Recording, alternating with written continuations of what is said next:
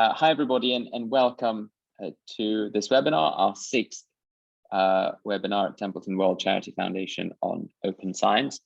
It's really great to see you all. I'm delighted you can join us. This is a really exciting webinar, in my opinion, because we're covering not just pre-registration, but also doing it in the context of one of the topics that the foundation's really interested in, but no doubt it will be useful to you in almost any academic discipline. So we expect you'll get a lot from it. This is a webinar that's normally led by my colleague, Kristen Alvin-Wiley, but she's allowed me to chair today because we're talking about the Consciousness Initiative, which I've sort of been running over the last few years. I'd like to welcome our two panelists, Liad Mudrik and Biyu He. Liad is a co-director of our first adversarial collaboration on consciousness, along with Lucia Melanie, who leads that, and fellow co-director Michael Pitts. And Biyu is the director of our second adversarial collaboration, along with co-directors David Chalmers and Ned Block. And we're really excited to have you both here, partly because these adversarial collaborations are extremely complicated grants, and ones where pre-registration really makes a huge difference. So for those not familiar with the concept, adversarial collaboration is an experiment where two people with different views or different theories come together to work on an experiment that could potentially disprove one of them. So obviously one wants to be very fair throughout this process, which means being very rigorous. And more than just being very rigorous, it means giving everybody confidence that you've been very rigorous. And a core aspect of that is to identify from the get-go what you're going to test, why you're going to test it, what do you think the tests will tell you, what will be the implications. And I'm particularly excited about that, because if this can be done for adversarial collaboration, which is the most difficult possible way that I can imagine, then I think it can be done for any kind of experiment. So yeah, absolutely delighted to have Liad and Biyu here. I think we're not going to talk just about adversarial collaboration, but knowing that they're going to tell you how they did it in that context, where the bar is extremely high. Hopefully this will be an inspiration to you, and also some great tips to make sure that if you pre-register a study, you can also be very rigorous and give other people confidence that you've been very rigorous, which of course will all go to enhancing the impact of your research. So that's going to be the topic of discussion today. The way the session is going to run is I've got some sort of general questions, discussion topics that we'll go through, and we would love to take questions from our audience. We'd love to take questions from you at any point, but please use the Q&A feature, and then we will answer the questions as it seems most appropriate to do so. Again, welcome to those who have just joined us for this webinar on pre-registration. We think it's going to be useful for any topic you might work on. And I think we'll get started now, but if you have questions, pop them in the Q&A feature. So maybe first Liad and then Biyu, would you like to quickly introduce yourselves and your research areas? Sure, thank you, Dawid, for inviting me. So my name is Liad Mudrik. I come from Tel Aviv University, where I belong to the School of Psychological Science and Segal School of Neuroscience. And I'm what you may call a consciousness sucker or something of that sort, interested in consciousness for many years now, studying it both empirically and also from a philosophical standpoint at some point in my academic career. And currently in my lab, we ask several key questions. One is, what is the neural correlate or the neural basis of consciousness? And as part of that, I'm also very privileged and honored to be a part of the adversarial collaboration that Dawid has mentioned before, where we try to test GNW and IIT, and I'll be happy to elaborate on that later on. Another key question that we ask is, what is the difference between conscious and unconscious processing with respect to functions of consciousness? So what type of processes could take place without awareness? With a touch for consciousness role in volition, so a little bit of free will to add to this mix as well. And aside from that, we're also asking how cognition might affect perception, so how the content of our conscious experiences is affected by our beliefs and knowledge and cognitive functions. So that's it, more or less, usually working with behavioral experiments, EEG, occasionally a little bit of fMRI in collaboration with others, but that's more or less the way that we go. Hi, my name is Biyu He. I come from NYU, New York University School of Medicine. I'm affiliated with several different departments, including neurology, neuroscience, and radiology, and also psychology. My lab focuses on understanding neural basis of perceptual processing in the human brain. Specifically, how do we consciously perceive, and how is the neural mechanisms involved in conscious perception differ from unconscious processing of sensory input, and also what are the brain networks and neurodynamics underlying conscious perception? How do pre-existing brain states, such as cognitive state, prior knowledge, and spontaneous brain activity influence perception? How do past memories influence perception? We leverage multimodal neural imaging combined with computational modeling to try to understand the computational mechanisms implemented neurobiologically that support conscious perception. So I'm very excited about participating in this webinar and sharing with you our experiences on pre-registration of research studies so far. Great, thanks for that. And both really, really impressive and very complex questions that you study. And you also complicated methodologies. We've got neuroimaging, we've got behavioral experiments as well. And so can we talk a bit briefly about open science in this context? How do you approach open science? What do you think of it? How has it been useful for you? Sure, I can start. So I think open science, to me, open science involves several different aspects, including from prior to even implementing a study, pre-registration is a form of open science. It can enhance the transparency of your research plans, reduce bias, very importantly, reduces confirmation bias, and reduces the bias to neglect and not publish negative results. And open science also have a component of open access publishing, where the results should be accessible to all the interested parties without being behind the paywall. And open science also includes data and code sharing after the research studies and results have been published, which enhances reproducibility, transparency, and efficiency in the scientific discovery process. So overall, I think open science improves rigor, transparency, reproducibility, and efficiency, which are all very important aspects of the scientific process. Yeah, I couldn't agree more.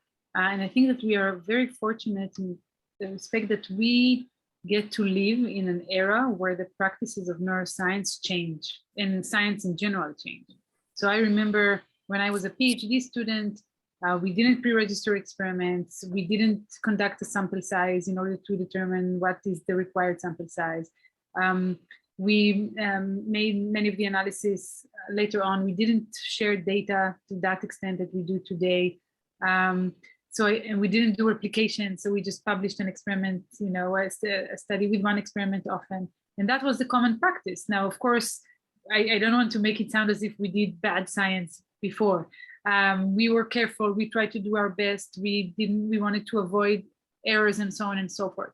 But we didn't have the tools to protect ourselves from errors and especially self-deception that we have now. And when I talk about self-deception, I'm talking about all the things that we really don't want to do, but sometimes get in the way because we say, okay, what happens if I try that analysis? So now I'm kind of close to having significant results. Let's see what happens if I analyze the data a bit differently.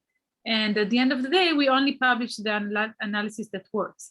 And I think that the awareness to the ways by which we can self-deceive, we can deceive ourselves, has become so much bigger and wider than it was when I started, that I feel very fortunate to be a part of the movement that gets to actually shape some of these new principles in the way we do science. And I can say for myself that my scientific praxis have changed immensely.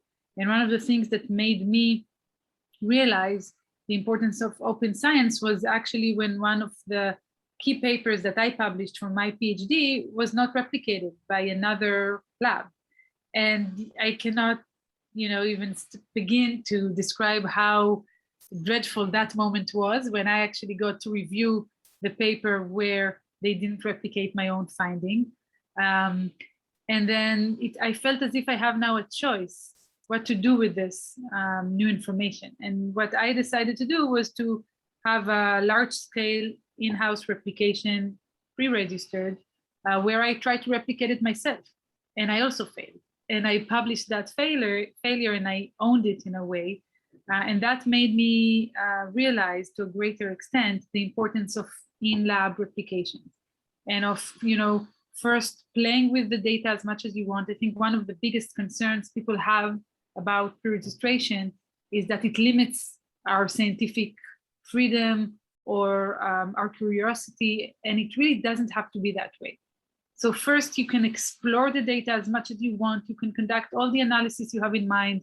You can do whatever you want, but at some point you settle on an analysis that you think is the best, and then you pre-register and then you replicate. And then you kind of assure yourself as well that the robustness of your results and the amount of which the degree by which you can trust them is much higher than it would have been if you just stopped after the first attempt.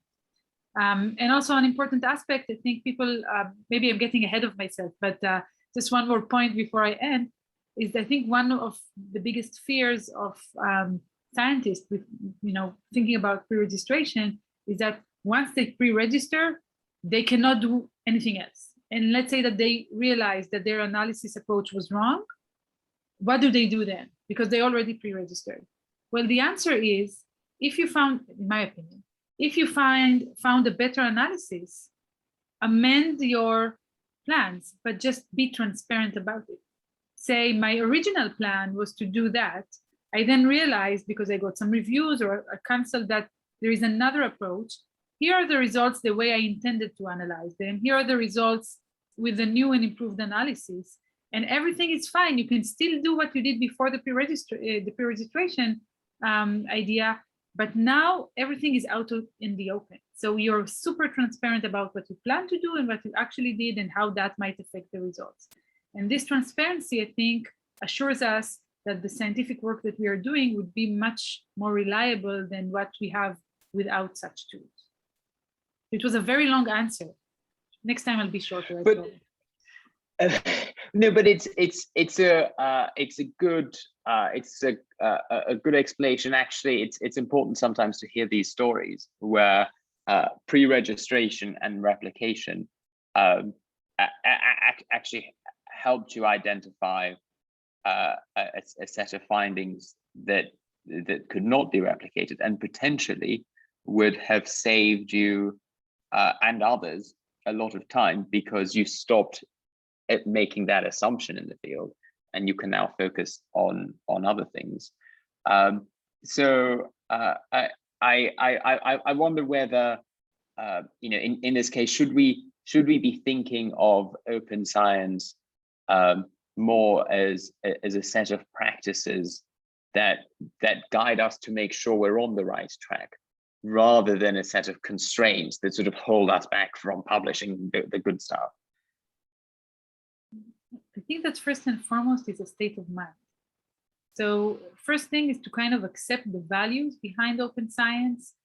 Say, I don't own my data. The public can own my data. I am happy to share it, and I would like to say I don't own my data, but I own my mistakes. So if I made mistakes, I'm happy for others to find them, and then we get closer to the truth, which is what everyone is looking for. So I think the first thing is kind of to accept the idea that we can only improve by sharing our data with others. We can only improve by sharing our plans, our analysis plans with others, and by spending the time to really think about what we want to do ahead of doing it and not only in retrospect. And once you accept that, then everything else, I think, wouldn't look as a constraint, but rather as a guideline and as I think scaffolds towards making better science. Yeah, I completely agree. I think I don't really see any constraint that open science framework might impose onto your research. So for example, there are some common myths about open science. Some people think if I pre-register my research plans, my ideas might be stolen by others and I might be scooped. That's not true, because once you pre-register, there is a date stamp to your idea that has been made public before you do the study. So you can point to the pre-registration document and say that here I've made my research plans and my predictions public upfront, and you can't be scooped because you've already made the pre-registration document available to others. And sometimes some people think that pre-registration is inconvenient. It can slow down progress. For example, after you do you pre-register your idea and you conduct some piloting studies, and you realize that, oh, there are some flaws in my ideas and I want to change the experimental design. You can simply amend the pre-registration document, and there are version numbers to it. So it's very tractable. It's very transparent. And a third reason that it doesn't impede progress, but actually accelerate progress, is that if you choose to submit your pre-registration document for peer review in a journal, it's a two-stage process where you have your pre-registration document that describes your experimental design and your predictions, given your hypothesis, and you submit that document to peer review at a journal, which means that you'll get reviewer feedback even before you conduct the study with, sometimes a multi-year project with a lot of data collection, a lot of resource, a lot of personnel going into it. And you get feedback from, outside of your local research community, from anonymous reviewers who are experts in the field, and you can incorporate that into your study design, the revised study design. You can include amendment to your pre-registration document. So overall, I don't really see it being any constraint to your research studies, but to the contrary, it really make your study more transparent and also speeds up the progress. And I think it's important to emphasize that I think pre-registration is very useful, especially useful for confirmatory research studies that test clearly defined a priori hypotheses. It does not mean that I don't think all research studies should be pre-registered, or all grants should be pre-registered, because there is room for important exploratory studies that where the data might point to some new findings that you haven't thought of, new directions you haven't thought of, new hypotheses. So there is this hypothesis discovery stage through exploratory studies. But once you have a clearly defined hypothesis that requires clear testing to prove it's correct or wrong, then pre-registration is extremely useful because it removes biases such as confirmation bias or bias not to publish negative results and make it all transparent. It's some great myth busting here from people who have done it and can sort of help make it clear that how pre-registration is intended to be beneficial rather than to constrain us. And Biyu, I like the distinction here between hypothesis testing and hypothesis generation studies. And if I'm not mistaken, I think one could even pre-register a hypothesis generation study as a sort of very, very simple pre-registration. But really, as you said, the value comes if you have a hypothesis that you want to test and you happen to get results that are really informative, then it helps to have that pre-registered, because you can give people confidence that it's been done very well. But just along those lines, I'd love to get your thoughts on, what's it like to do your first pre-registration? You decide, okay, I'm going to do this. Tell us a bit how about what it was like for both of you when you started. Sure, yeah. So I think I would really highly recommend the Open Science Framework website run by Center for Open Science.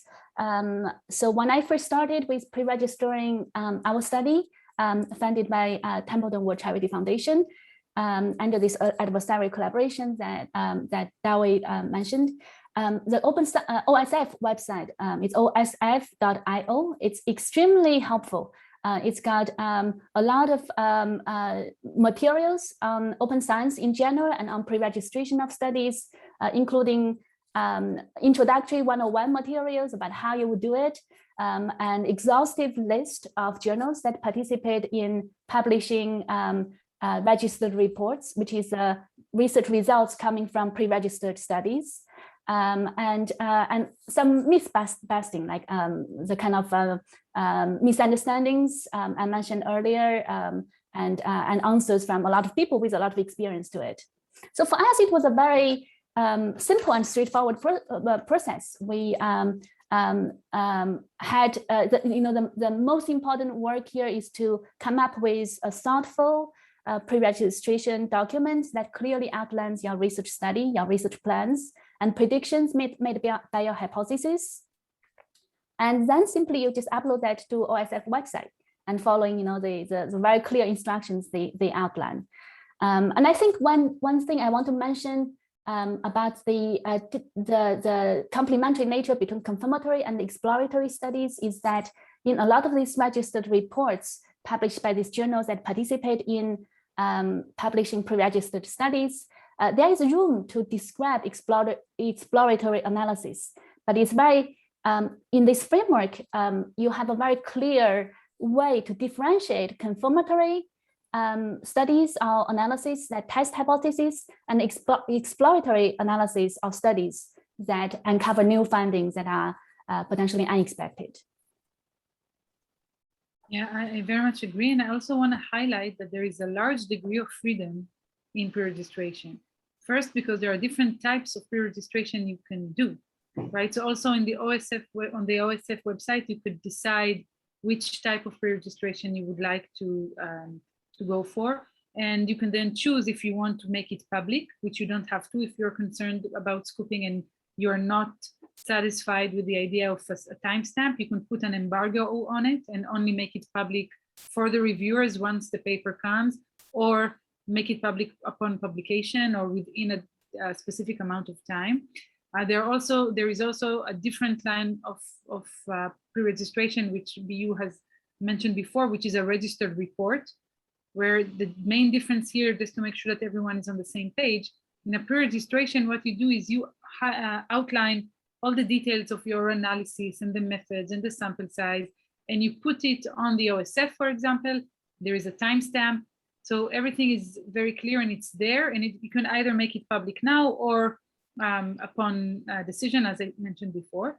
In a registered report, you actually send all that to a journal and get reviews, and then if it's successful, then I have one like that, for example, then the journal accepts your paper before you get the results. So these are two very different things.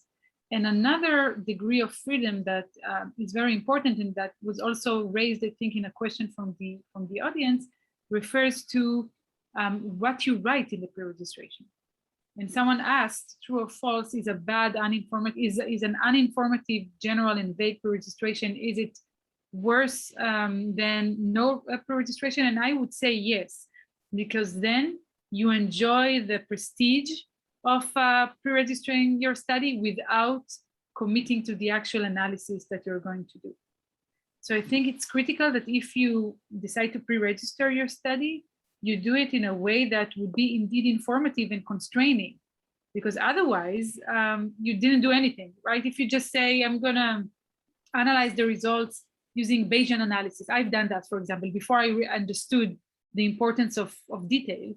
I said, we will complement this analysis with a Bayesian analysis without saying if it's going to be a Bayes factor or it's going to be hierarchical models, without specifying the prior that I'm going to use, and so on and so forth.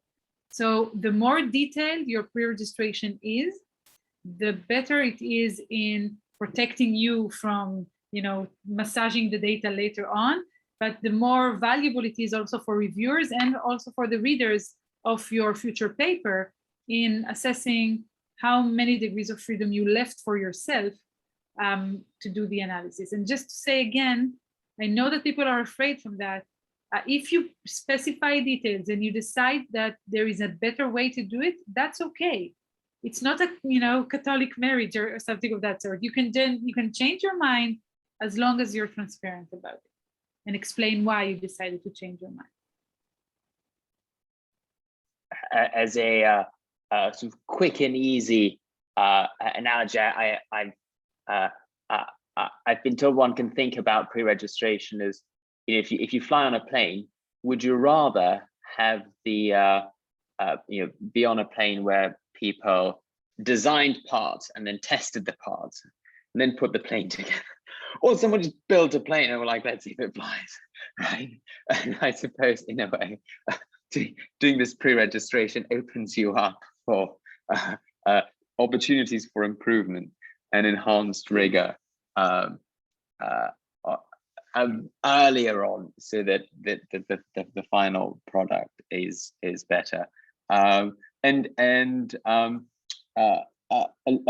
those lines, before we get into things like like platforms and the details of how to do it, I'd love to get a sense of whether you think pre-registration could be something that should just be a standard part of the scientific process, and if we are going to go down that line, how you go about making pre-registration sort of easy for yourself and just not too burdensome. I think something that we haven't talked about yet is it can be hard work. So how do you approach that kind of challenge?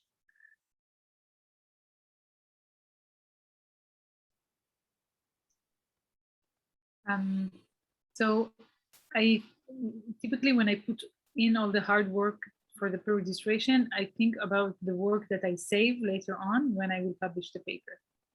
Because basically I will use some of the introduction, I will use all the methods, I will use all the analysis description. I already have that written. So it's basically the same amount of work, it's just the timing that you do it is different. Instead of doing it upon publication or when you write your manuscript, you just do it ahead of time. So it's not extra work that will be wasted. It's just shifting the same work to a different time point. So to me, if it was up to me, I would say yes. I would be very happy if all labs around the world would have adopted this procedure of pre-registration. Again, not consider this as something that would limit your research and scientific curiosity, but just make it more transparent. Someone asked if there is ever a time or a case when a researcher shouldn't pre-register some research. I would say yes, if it's premature. So that relates to the other question that was asked. If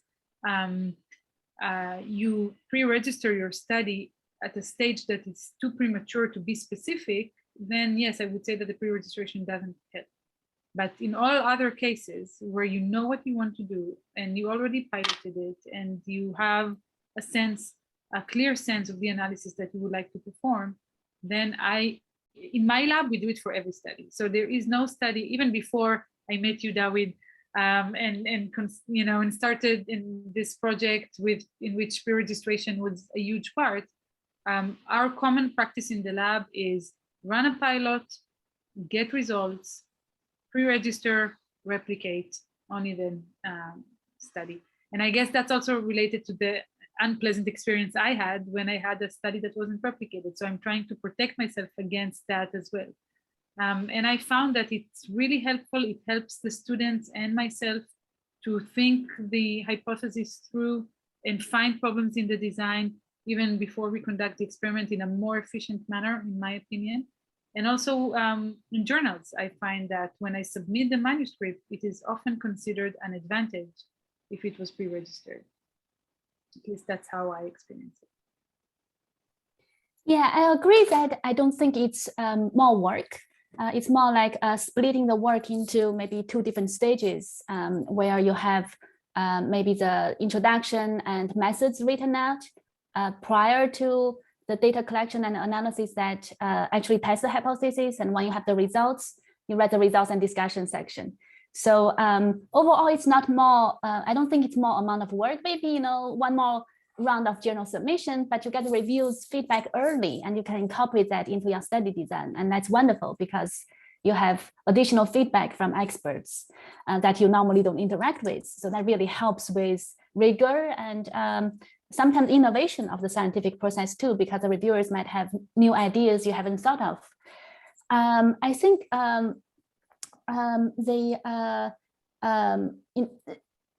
and then one important value of pre-registering is that if you have negative findings in the traditional framework, sometimes it's very hard to publish negative findings, and they end up in drawers, and someone else might be conducting the same study at the same time, or a couple years later. So it's waste of personnel, waste of time and resources and money. That can be avoided by pre-registering, in which case, whatever the results you get, negative or contrary to your hypothesis, they will be published.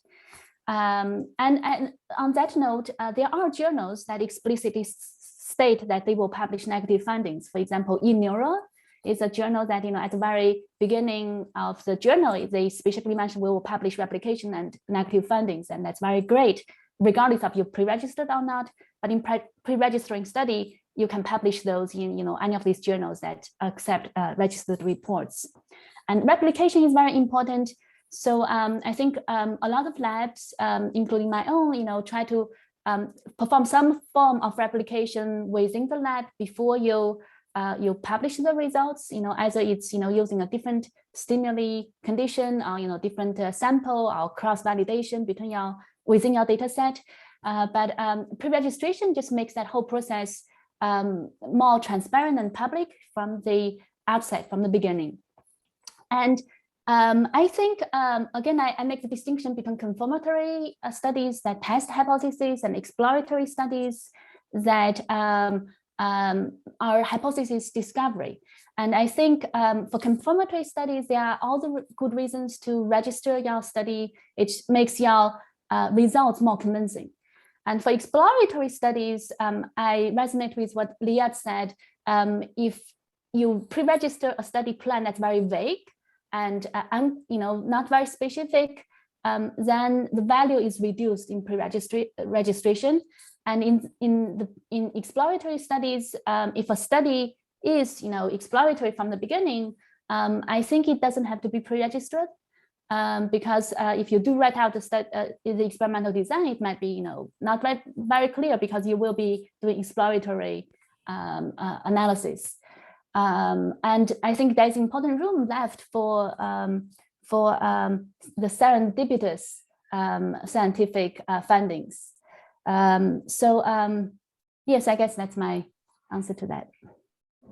So pre-registration isn't necessarily more work, but it moves the same amount of work earlier on, and it makes it easier for you to confirm anything interesting that you find And then also if it's a negative result, you can still publish in a journal that does negative results, and you can more easily sort of streamline that process of confirming your work. I think those are very good points. And let's talk about pre-registration tools for a moment. So you both study consciousness, and you've both mentioned the open science framework. Are there, should people be going for a very specific pre-registration tool based on their academic discipline or their research area? I know there's OSF and there's as predicted. Can you talk a bit about that? Is OSF the consciousness pre-registration site? I can go ahead. No. It's very broad. They tackle a lot of different scientific areas. So so I think it's not even psychological science. Psychological science, there's a lot of work pre-registered there, but a lot of other scientific disciplines can use the website.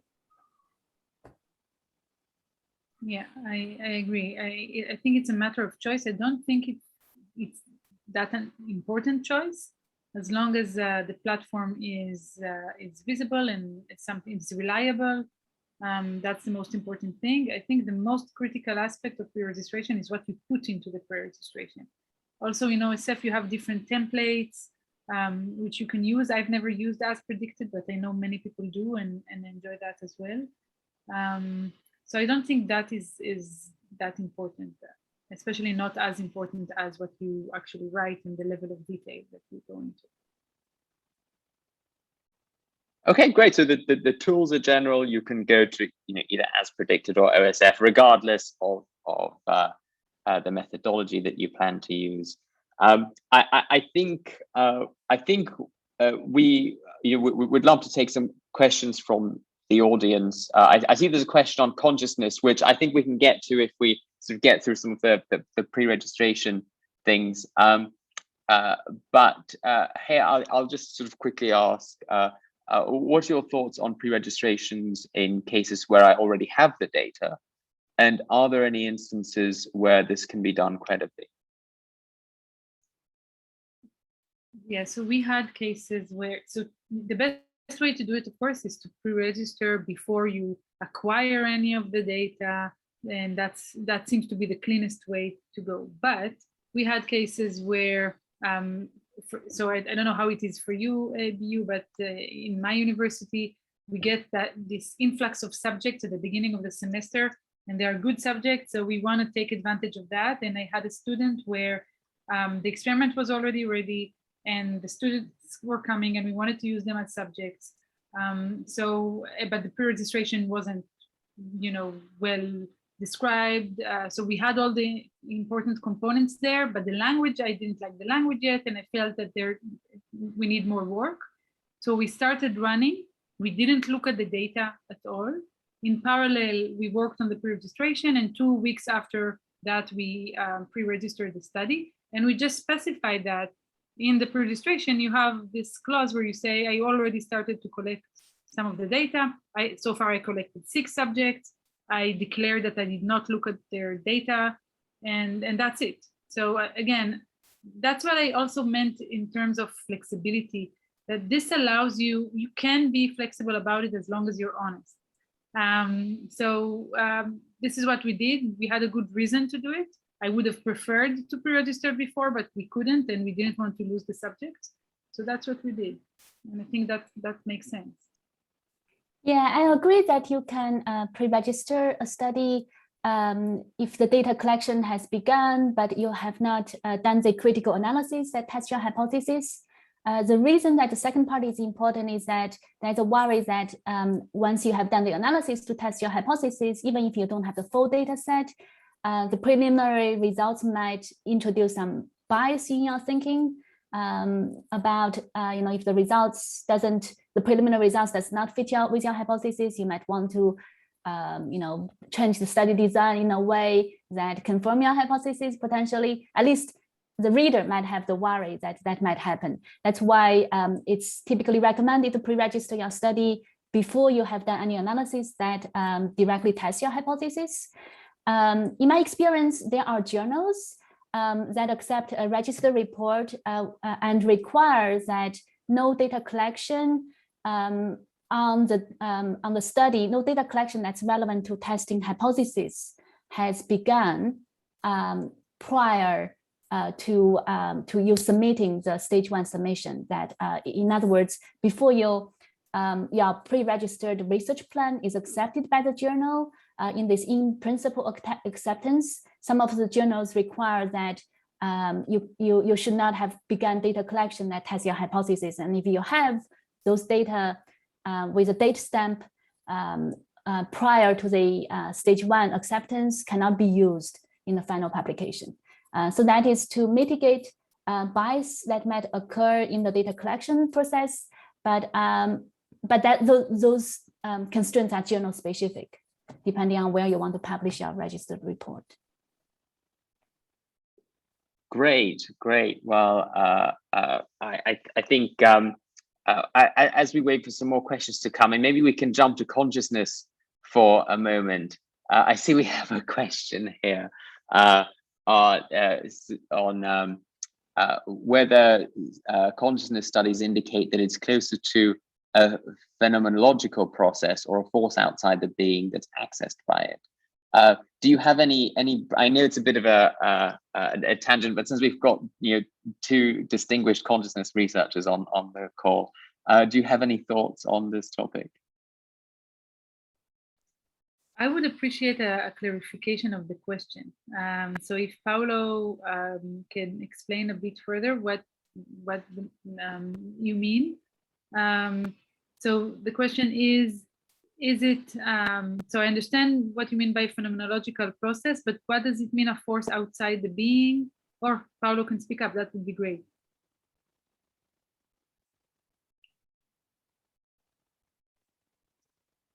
Paulo, do you hear us?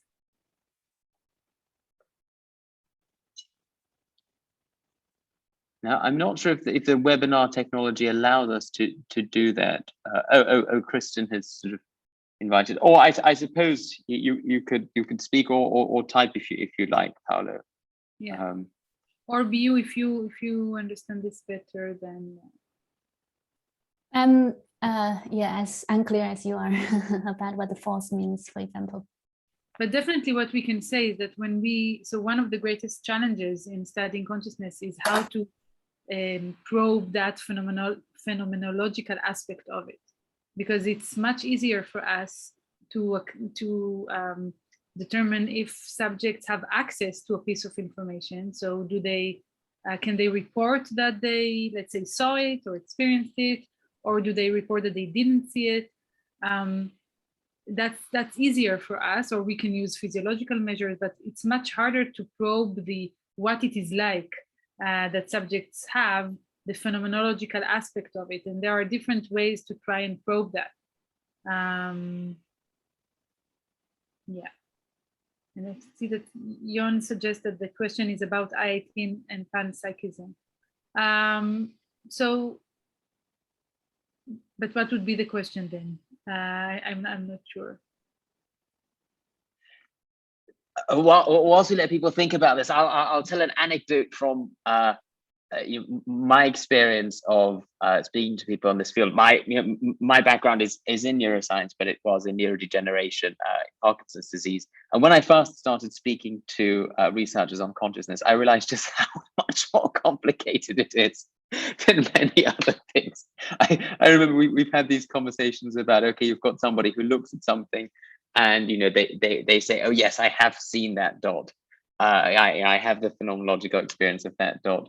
And we can look at what goes on in the brain, but then we don't know whether the brain activity is because they saw the dot, or because they remember seeing the dot, or because they thought about seeing the dot, or because they answered that they saw the dot.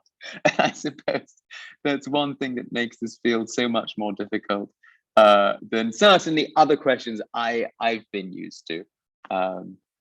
So with one thought here. I think so many of my hard neuroscience colleagues in the perception field are studying conscious perception, and like face perception, object recognition. And typically what's being studied is neural mechanisms related to perceiving a face or recognizing an object, which is part of your conscious perception, conscious awareness. And I think what differentiates the consciousness researchers, like people who go to the Association for Scientific Study of Consciousness meetings, is that we think about the phenomenology or the subjective experience or conscious perception in a more fine-grained manner. So for example, we know that a lot of sensory information is processed by the brain unconsciously. And we also know, and that's probably the most evident truth, that we perceive things consciously. So it's very well-defined question, scientific question. For example, a question that's been studied by a lot of consciousness researchers: what's the difference in neural mechanisms or information processing, if you want to use that term, architecture between the two scenarios? I think a lot of classic findings in mainstream neuroscience, like face perception, object recognition, has a lot of findings that are very, very relevant to conscious perception, except that here we are trying to dig deeper and really specify the mechanisms that directly support conscious perception and how they might differ from unconscious processing. And I guess, if I am allowed one more thought on this, I recently had a paper collaborating with Larry Squire on the role of memory in perception, how memories influence perception. And it dawned on me that the founding definition of memory systems has a very strong reliance on conscious versus unconscious processing. Like, declarative memory is memory that we can recall consciously, and non-declarative memory is memory that we cannot recall consciously. So the distinction between conscious and unconscious processing has been very influential in the study of research on memory. And I think our field of this field that represented by ASSC, for example, is trying to bring similar thinking, a rigorous scientific approach to understanding conscious and unconscious processing in the perceptual domain. That's my 2 cents.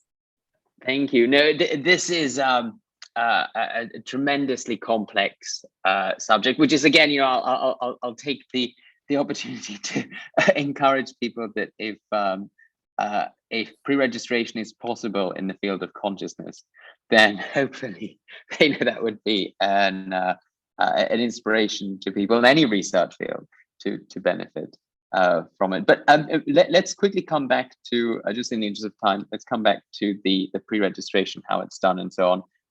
There is a very interesting question here on machine learning, where the exact way that the analysis is done, if it's enabled by machine learning, isn't always transparent.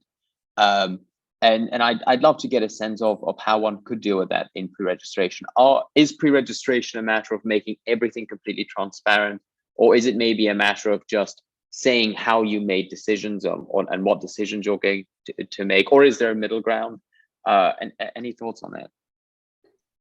I think as long as you can specify your hypothesis carefully and clearly upfront, whether it's a single hypothesis and you want to test whether it's correct or wrong, or it's 2 different hypotheses, you're trying to adjudicate between them, and you can specify a clear research plan, whether it's data collection and analysis or only analysis, then you can pre-register that. So regardless of what's your research method, whether it's machine learning based or analysis of subjects, response data, reaction time, or any number of things, as long as you have hypotheses with clear research plan, you can put that in a pre-registration document.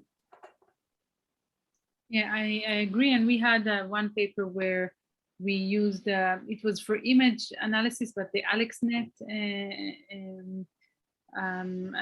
network, and we used machine learning, and we just specified, and I don't understand, I'm not a computational neuroscientist, so I agree, I cannot tell you exactly how the network worked, but I can tell you, and that's what I specified, what parameters we wanted it to do and what would be, how would we analyze the result of that. And I think that also goes for the meta-analysis, which is another question here. So we have now a meta-analysis about consciousness and attention, and we pre-registered all the meta-analysis saying exactly how are we going to code the papers and how are we going to analyze the effects. But there too, what happened was when we started to analyze the papers and extract the parameters, we realized that some of our initial conceptions about which parameters we want to extract were actually false. So it's not that they were false, but they didn't cover the entire range of parameters that we would like to code. And we realized that only when we started coding. So what did we do? We just amended the pre-registration. Now we have 2 pre-registrations and we have a clear documentation of what changed between the 2 of them. And that's it, like the entire process is being documented live as we change. And I think we can do that also for experiments if you think that there is a reason. Of course, it's always, if you can think about everything in advance, that's great, but often you don't. And then again, it doesn't limit you as long as you're transparent about it. Great. No, that's really helpful. And it's almost like the way I suppose when one pre-registers a particular test that you're going to do, you don't necessarily have to remember exactly all the mathematics behind that test. Just know that it's a standard step. I see there's some real appetite here for discussion on consciousness, and I might quickly just jump in here on the question of why, if consciousness is such an important topic, why is it that it's so difficult to get research funding for it?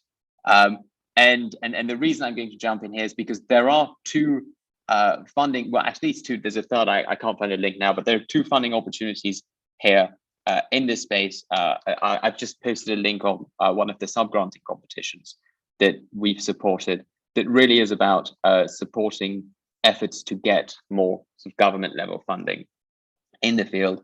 And the second one is a sort of watch this space as Templeton World Charity Foundation hopes to soon launch a request for proposals in consciousness research. So if you might be interested in that, go to our website on accelerating research on consciousness, sign up for the newsletter, and we will let you know when that happens. So with just a few minutes left here, I see we've got more questions on consciousness. We could go to some other questions on either pre-registration or consciousness. But before we leave, I wanted to ask you, because I think this is very important for our audience. There might be some people here who are considering doing pre-registrations, and there are lots of things they can be looking at. I wonder if you can give some top tips for somebody who's thinking, okay, I'm going to pre-register my next experiment. Where should they start? What should they look at? What's the best way to go about it with sort of minimal hassle? I would say start with writing the method section as you think it would appear in the paper that you would end up publishing. Start with, then do a power analysis to determine the number of subjects you would like to run. And then describe the analysis that you plan to do. And you can either do it, using your own template, or you can download the template from OSF. Or what I would advise is you could also go to a paper where they had a pre-registration, go to that pre-registration and use that as template in order to create your own pre-registration. And there are different, there are some pre-registrations where everything is written like a narrative. There are others that are more like a form. What is your dependent variable? What are the independent variables, and so on and so forth. So choose the style that works best for you and then start populating it with information. Yeah, I agree. I just posted a link in chat from OSF website that has a lot of introductory materials to pre-registration, pre-registering a study.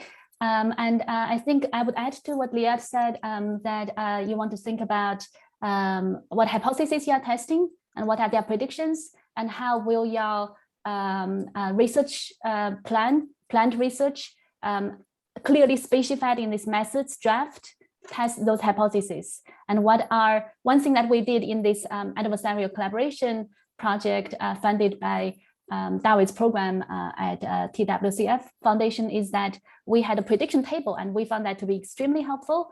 So given the competing hypotheses, if I got research result pattern A, what will be the impact on the different hypotheses? And if I got a different pattern of research results in my analysis, what would that mean for different hypotheses? I think thinking through how your plant study and the different possible patterns of results you get from it will mean for the different hypotheses you are testing is a really good exercise at the initial stage during the pre-registration. Great. Well, thank you so much. I see we've got more sort of interest here on questions. I do think we're going to have time to answer any other questions. I see there's a question on free will, which I suppose, does somebody want to take a quick stab at that? Is brain activity free will? Yeah, I can answer very quickly. No. Okay. Is brain activity free will? Well, it depends on your definition of free will. According to mine, spontaneous brain activity does not help us say free will because it's completely random. If it is indeed spontaneous and completely random, then I don't think that we are better off being a random coin flipper rather than having respond to reasons. So I don't think that would give us agency over the action. But that's a super short answer to a super complicated question. But I'm happy to discuss this further if you'd like in another opportunity. If I can quickly add to that, because Sure. a lot of my research studies in our lab relates to spontaneous activity. We've also done studies on free will. Spontaneous activity happens in all brain regions at a variety of spatial and temporal scales. Whereas free will, we're talking about a particular cognitive or psychological phenomenon, if you will, coming from specific brain circuits. So the two are almost orthogonal in my opinion. So, sure, spontaneous activity may contribute to free will. Spontaneous activity is not, is highly structured and has a lot of organization, and it may contribute to free will, but we are talking about a physiological definition and a cognitive psychological definition. So there are two different definitions, types of definition. Great. Well, look, this I was just thinking, it's not every day that we start off a conversation about processes on scientific information, and then we go into consciousness and free will. I think this has been the by far the most interesting and sort of deep discussion on pre-registration that I've ever been part of. I would encourage anyone who's interested in these fields to maybe look up Liad and Biyu. I know you both have information on your websites about the project that you fund. So I might encourage people interested in these topics to go there and read your papers, is probably what I would say. But I'd also like to really thank everybody for joining us. Again, thank you, Liad. Thank you, Biyu, for coming and sharing your thoughts and just it's so encouraging to hear how well pre-registration has worked for you, and to what extent you can incorporate it in all the work you do. So thanks again to everyone for joining us. Please sign up to our mailing list and be on the lookout for our next webinar. We look forward to hopefully seeing you then. Thanks so much, Dawid. Thank you. Thanks, everyone. Thanks, everyone. Bye.